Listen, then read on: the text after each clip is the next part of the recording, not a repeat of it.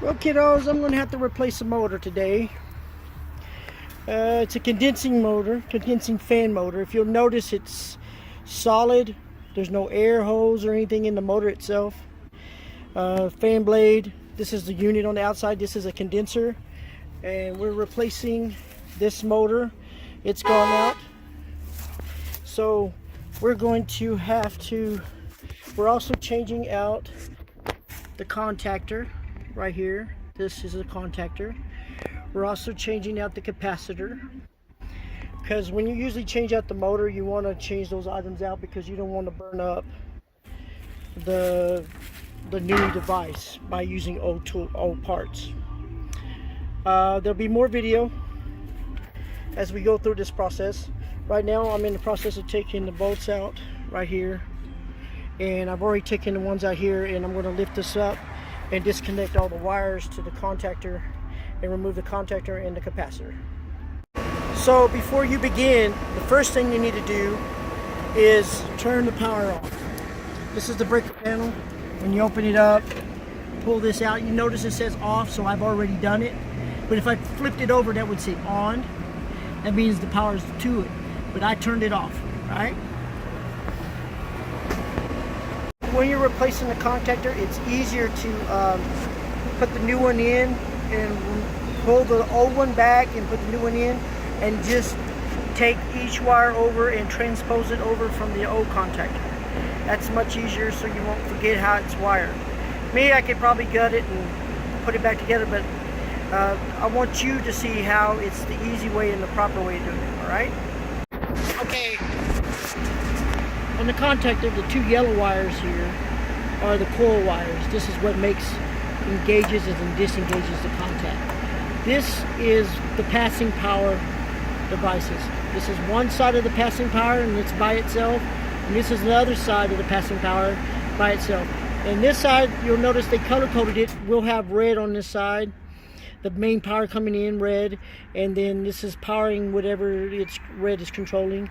And then on this side we'll have black, which go through here and power whatever's on this side of it. All right, good. It's got the contactor put in. I got the two big wires. This is the main power coming in. Over here I'm fixing to put, sorry, this is the two main wires coming in, the red and the black, which is 120, 120, separate phases, hot. And this is, and the hot's going to be controlled by the bridge in here. And then you see these other two. These usually go to the compressor because they're bigger wires, just like this is. Compressor uses more amps. Also, if you'll notice these little crimps on here, this used to be a lug or a spade. And I usually learned a trick of this. I cut the end off and use this because it holds the wires together instead of having to solder them. And I did that over here on the other side. You can't see it, but they're inside. So I did the same thing here. It's just a little trick I've learned over time, and it works really well for me to hold them together. All right. So the contactor's done. If you notice, the colors match up, and it's fortunate. I don't like to learn by color because I'd rather be all one color. That way you know why you wired the way you wired it, because you know where it went and where it came from. But they try to help out. So red goes to here. This is the main power coming in. This is going to the run of the compressor. This is the power coming in. This is the common side of the compressor. These are the two low voltages coils. And then you have power here, which would feed the fan motor that we're replacing. These are the fan motors. The brown wire is capacitor. The red is the hot side. And the brown is the common side, which is a 240 motor. Both of these are 120. All right, kind of like what you see right here, black and red, 120, 120, just separate phases. All right, and this is what we're fixing to replace now. This is a capacitor, and we're fixing to put the new one on. Well, here's the wire diagram that they put inside the units. Sometimes they're salvageable and sometimes they're not. Well, we just replaced the contactor, which is right here. We're fixing to replace the capacitor right here. F stands for fan, H stands for hermetic, which is the compressor, and C is common. This is the power coming into the capacitor and being fed through the capacitor to the hermetic, the compressor, and the fan. And if you notice, If you see the Y, that means yellow, yellow. That's the coil like I was showing you. And you see red going in and going over here. And then black going to black over here. Alright. This is the load coming in. This is the power side. And this is the side is being controlled. Alright. So here's the new capacitor. If you can see, that says hermetic, that's the compressor side, that light blue. See where the C, that's the power coming in, that means common, but that's where you put the red wires, the power coming in. And if you'll see over here on this side, if I can get the reflect right.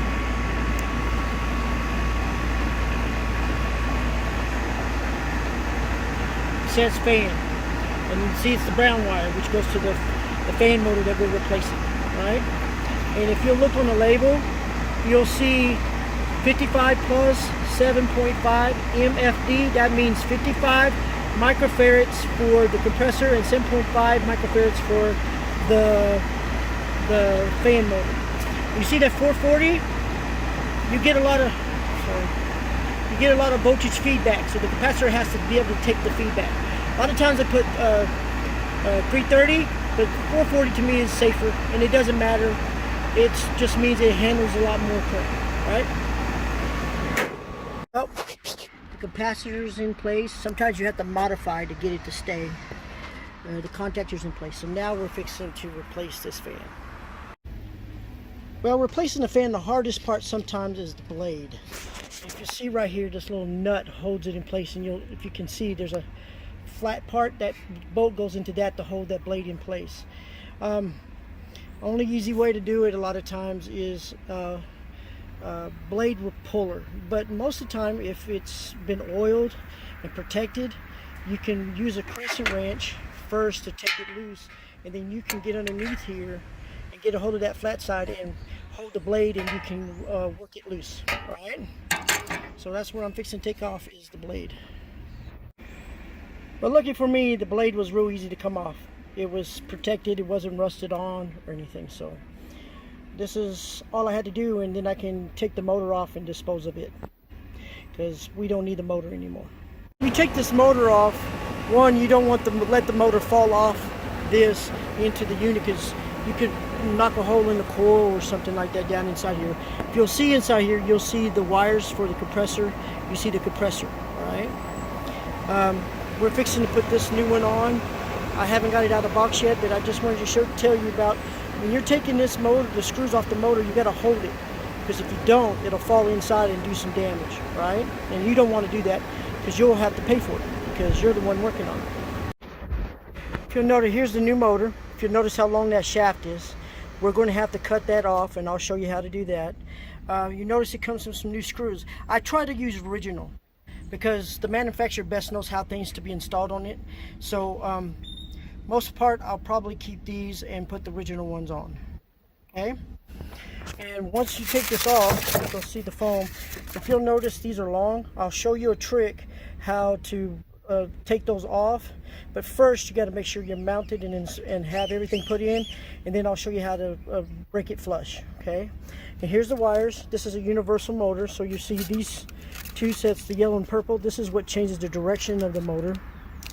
And then the brown wires are the capacitor, and then the black wire is common, and you'll see this white wire, black or white, it doesn't matter, but black or white is common, and one is the hot side.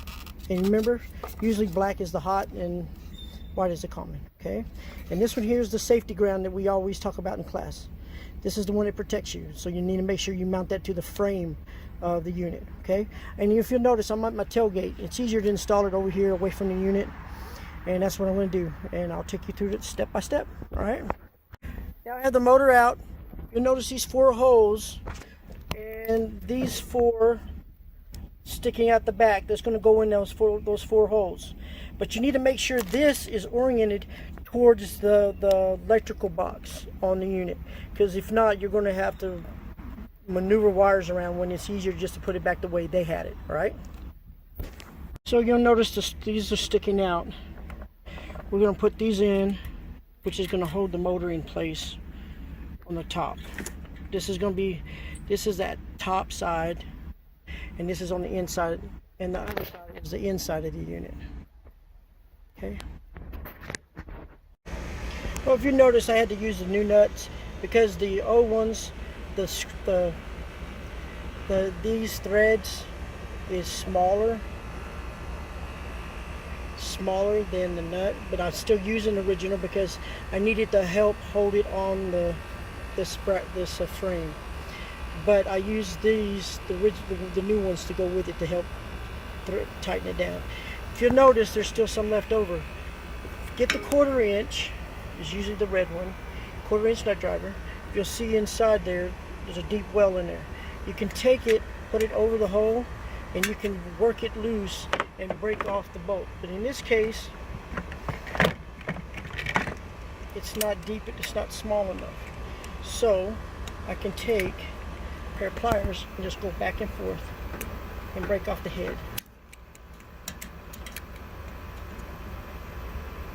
Back and forth and just break off the heads. Which you could normally use a nut driver, but because I decided I want to keep the original. Okay. Well, after I broke them off, and you see they're flush, I retightened them just to make sure that I didn't work them loose, and you always do, so you'll see that it's always good to do it. And then I'm going to show you how to actually do it when you have enough thread sticking through. Take the nut driver, because we don't need this side, and just work it back and forth like this. And it breaks flush. That's why you can do the other ones if you have enough left over. I mean enough thread going through. I always use a 1/4 inch because it doesn't give a whole lot of play. Right?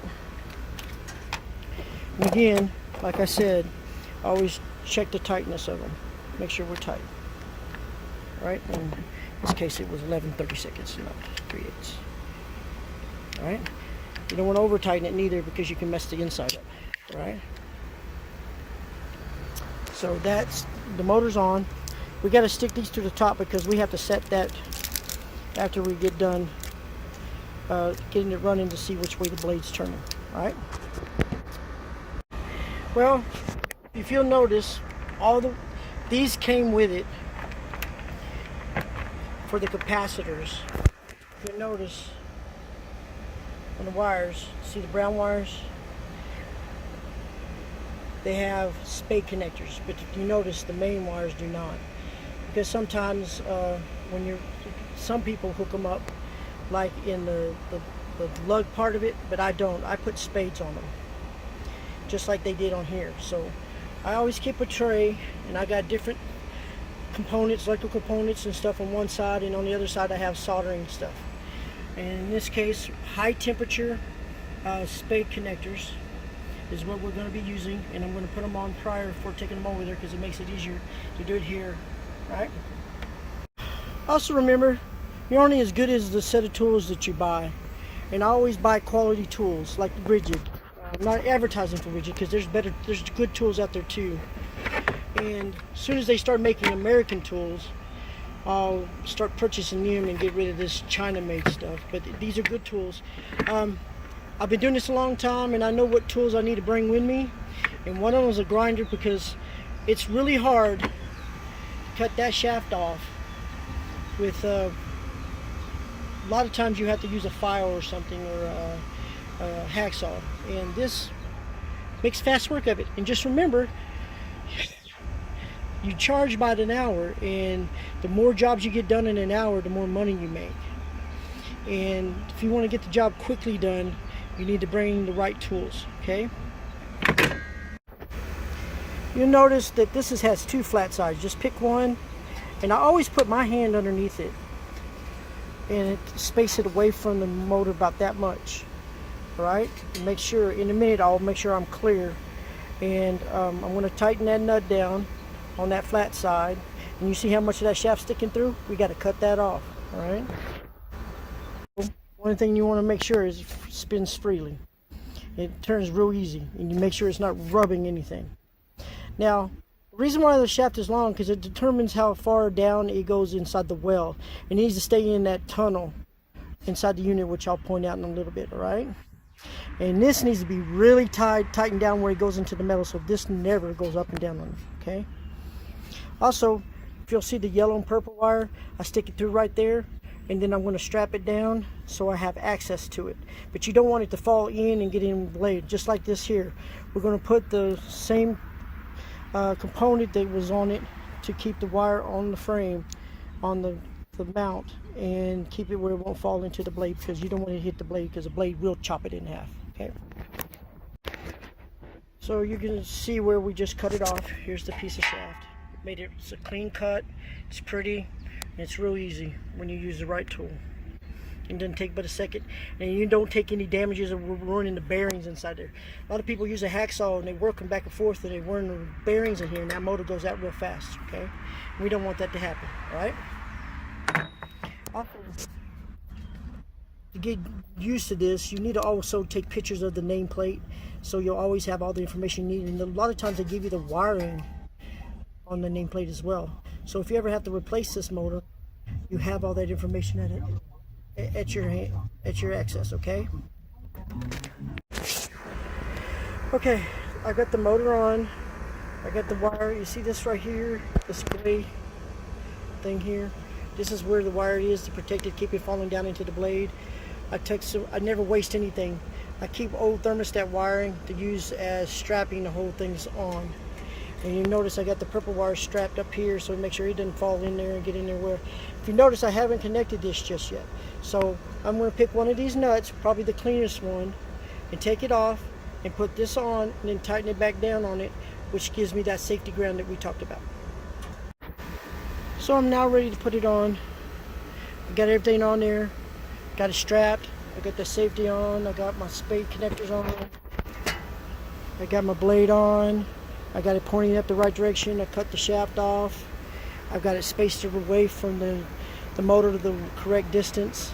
So I'm ready to go. So now my next step is to put it back on and feed the wire to the electrical box. I also forgot to tell you one other thing. Be careful with the blade. You don't want to bend it or put it out of shape, because it'll vibrate on you and do a lot of damage to the bearings. Just slightly being off without you can see it, without being able to see it, is enough to ruin those bearings. So be careful with those blades.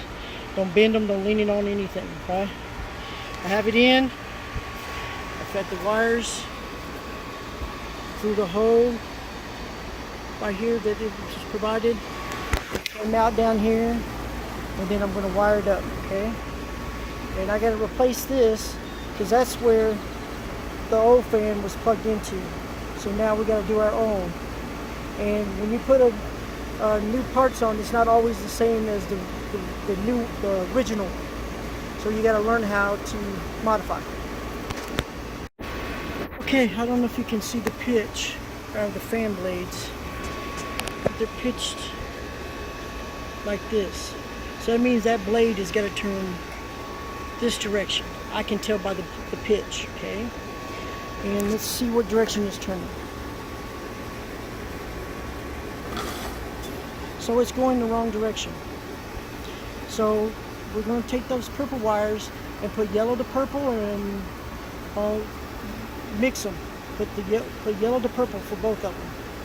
And that will change the direction of the motor. So you'll notice that yellow to purple, yellow to purple. And let's see if that changed directions. You'll notice it's going the right direction now. You need to make sure everything works right before you walk away and tell the customer you're done. Because if you do and this doesn't, it makes your reputation look really bad, okay? So reputation is a big thing in this business, especially if you want to keep your customers, all right? Especially when there's a dime a dozen, okay? I got everything wired up. I always try to leave it better than what I found it. I tuck the wires in, string them. Make sure you take care of the string relief where wires are not being pulled or separated, okay? And now that the power's on in there, everything's hot, so you could get electrocuted, so be careful. It's 240 volts, all right? So the next step is to clean up after yourself. Clean around your area. Make sure you leave it in better condition than you found. I even pick up other people's trash. So the next step is to try it out. make sure it works, make sure the customer's happy. That's the next step. So I'm fixing to go in and turn it on and make sure everything goes well.